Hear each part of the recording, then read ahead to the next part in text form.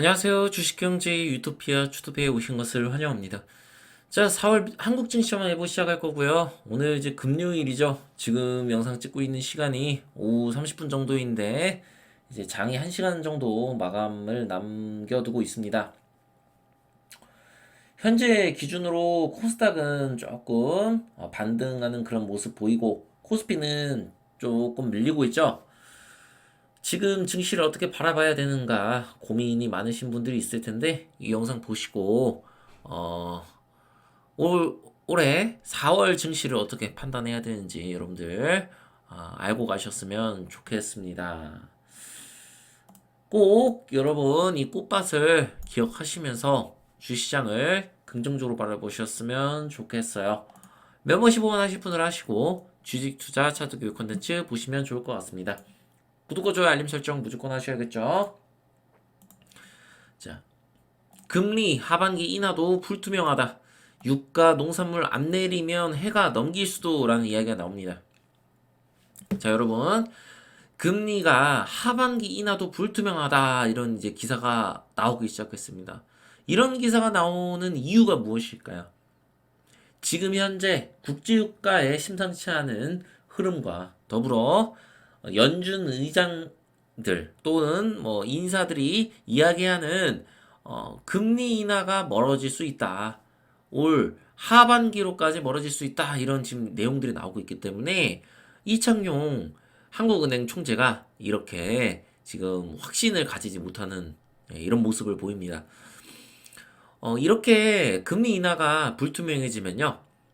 한국 주식 같은 경우는 이와 관련된 금리 인하의 기대감으로 올랐던 종목들은 실질적으로 많이 빠질 가능성이 높습니다. 그래서 이런 것들을 생각을 하셔야 되고, 이 4월에 바로 이제 코스피나 이렇게 코스닥이 올라가지 못하고 이제 눌리는 모습.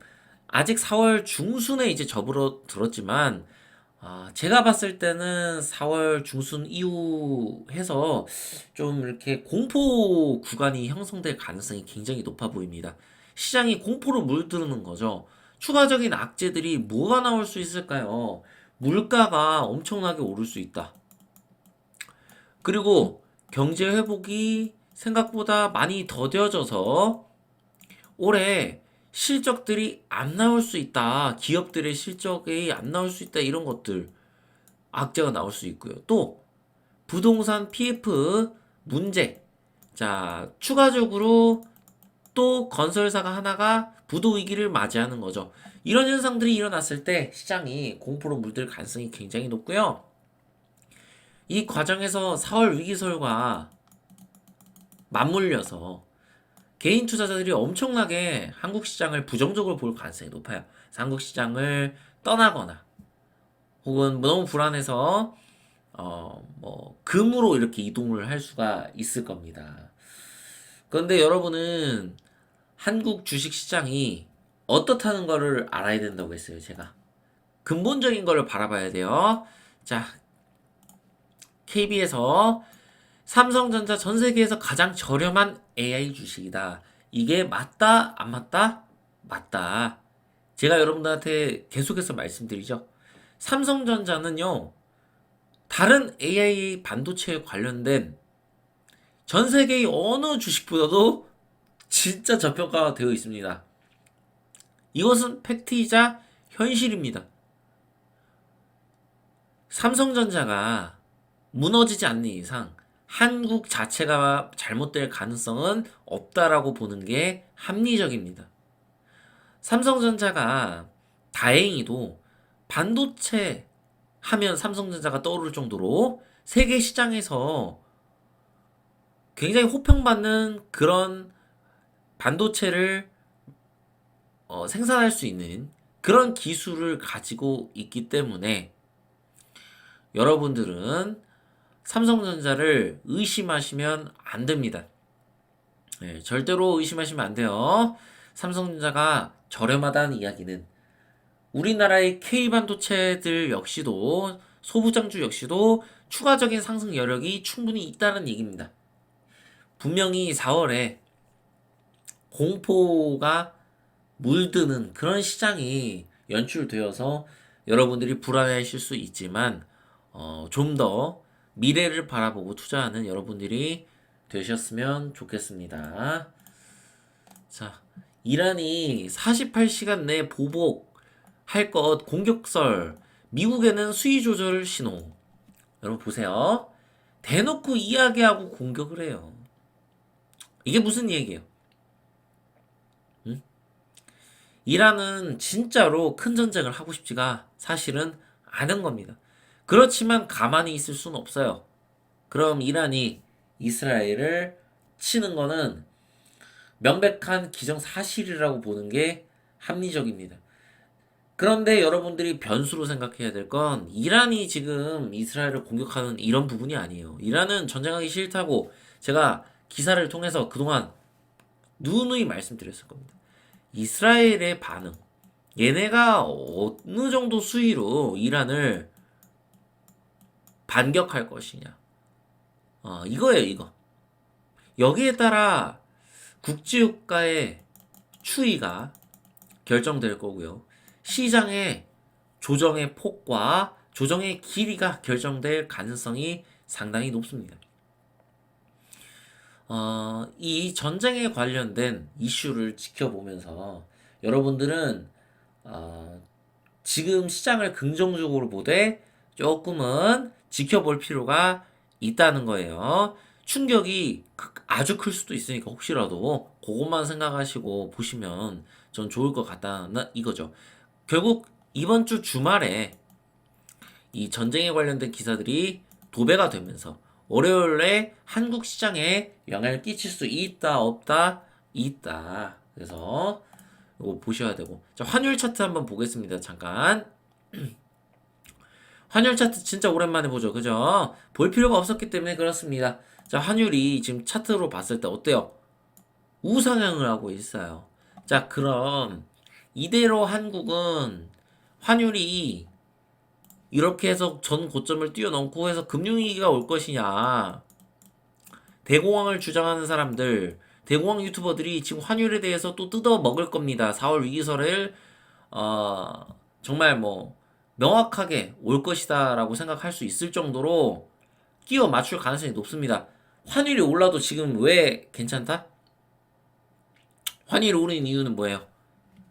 미국이 금리 인하가 시점이 멀어지면서 강달러 현상이 일어나고 있기 때문입니다. 강달러 현상이 일어나기 때문에 또 국제유가가 오르고 있기 때문에 환율이 오르고 있고, 환율이 오르면 어떻게 돼요? 우리나라의 물가가 더 오를 수가 있습니다. 근데 당국이 자 하는 총재가 이창용 총재가 과연 이걸 가만히 내두고 있을까요?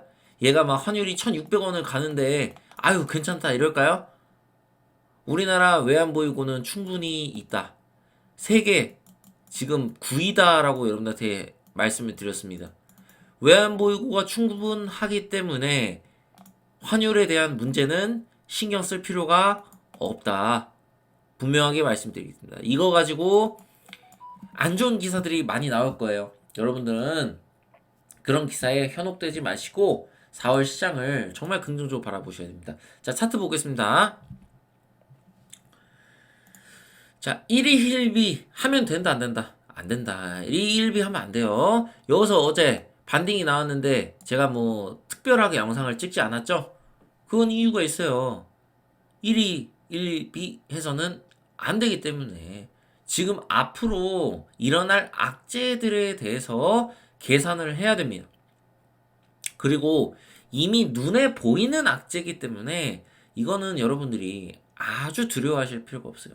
시장은 두려워하더라도, 개미들은 두려워하더라도 여러분들은 두려워하지 마시고 그 두려움을 기회로 생각하시고 투자를 하셔야 된다. 4월에 크게 조정받을 수 있다 이야기했습니다. 그죠? 여기서 아직 뭐 여기에 폭락하고 이러진 않았지만 앞으로 있을 기사들을 봤을 때 확률론적으로 폭락할 가능성이 있다.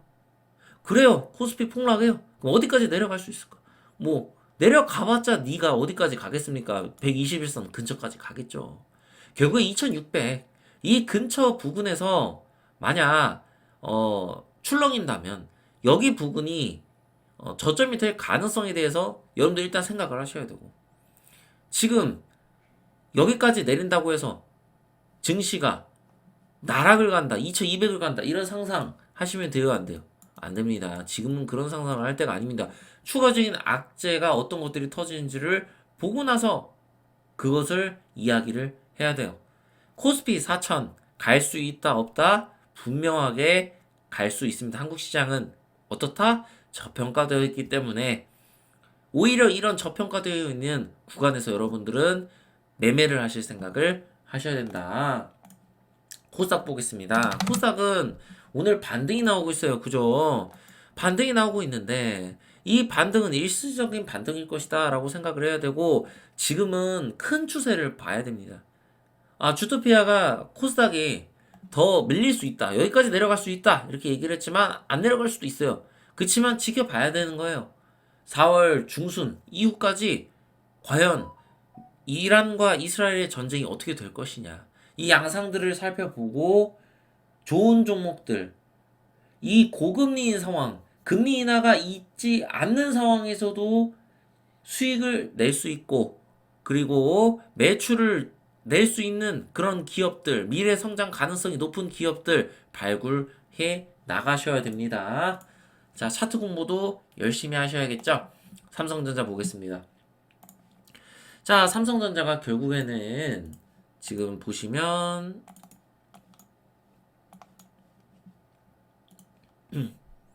이 구간에서 저항을 맞이를 했다. 정상적인 지금 현상이다. 이런 현상은 정상적이기 때문에 당황할 필요가 없어요. 삼성전자는 분명하게 저평가가 되어 있고, 삼성전자가 하락을 할 수 있겠지만 이 하락의 폭은 제한적일 가능성이 높고, 이 상승 추세, 지금 있는 이 삼성전자의 상승 추세, 이 상승 추세를 이탈하고 하락 추세로 전환할 가능성은 사실상 없다라고 보는 게 합리적이다. 아무리 여러분들이 안 좋은 기사, 안 좋은 뉴스가 나오더라도 추세를 판단하면서 추세가 무너지는지를 확인을 해야 됩니다. 여러분들 공부하시고 차트 공부하셔서 코스피, 코스닥의 추세가 긴 장기 추세가 하락으로 전환하는지 그것만 지켜보시면서 여러분들이 주식 투자하신다면 크게 두려움을 느끼는 그런 시장이 되지는 않을 것이다 라는 걸 다시 한번 말씀드리고요. 에코프로 보겠습니다. 자, 에코프로는 지금 정지예요. 정지가 제가 알기로는 24일까지인 걸로 알고 있습니다. 왜 정지를 했어요? 액면 분할을 하겠대요. 그럼 왜 액면 분할 같은 행동을 할까요? 주가가 너무 비싸 보여. 이게 너무 비싸 보여서 사람들이 손을 아 뭐야 손이 안 간다 뭐 이렇게 생각해서 이 주가를 활성화시키기 위한 그런 거겠죠. 그치만 액면 분할한다고 에코프로가 오른다고 생각하시면 돼요, 안 돼요? 안 됩니다. 자, 제 예상대로라면 24일 이때면 어느 때예요? 4월 말이죠. 4월 말에 우리나라 증시 개떡락 해 있을 겁니다. 그럼 얘가 액면 분할 이후에 주가가 어떻게 될까? 그 폭만큼 크게 폭락할 수 있는 가능성에 대해서는 생각할 필요가 있을 겁니다. 근데 까봐야 알겠죠. 얘가 깠을 때 갑자기 폭등을 해서 여기서 장대 양봉 만들고 상한가를 만들 수도 있겠죠. 싸 보이니까요. 그래서 그런 것들 생각을 하시면 좋겠지만, 저는 2차전지 관련주는 사실상 절대 해서는 안 된다라고 생각합니다. 지금 금리 인하 시점까지 멀어진 마당에 2차전지 관련주가 좋을 가능성은 저는 없다라고 판단하고 있습니다. 자, 그래서 여러분들은 투자를 하실 때 아무 종목이나 투자하시면 안 됩니다. 삼성전자 저평가되어 있다고 제가 말씀드렸죠. 그러면 그에 관련된 반도체 소부장주 삼성과 거래하는 그런 반도체 관련주들을 여러분들이 눈여겨볼 필요가 있겠죠. 2차 전지가 아니라 반도체를 보는 여러분들이 되셨으면 좋겠습니다. 구독과 좋아요, 알림 설정 꼭 하셔야겠죠. 주식경제 유토피아 주토피아였습니다. 감사합니다.